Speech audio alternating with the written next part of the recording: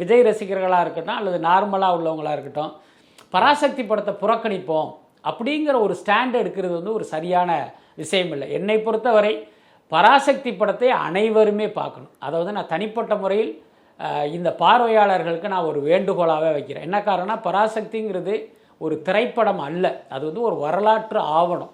ஏன்னா இன்றைக்கி பார்த்திங்கன்னா ஹிந்தியை ஒன்றிய பாஜக அரசு தூக்கி பிடிக்கிறத நம்ம பார்க்குறோம்.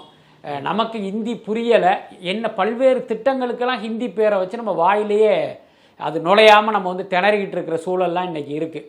அப்போது அன்றைக்கு எப்படி இருந்திருக்குன்னு பாருங்கள். இன்றைக்கு பாஜக செய்த அதே வேலையை அன்றைக்கு காங்கிரஸ் அரசு செய்தது. எல்லாத்துலேயுமே ஹிந்தியை திணிக்க ஆரம்பித்தாங்க.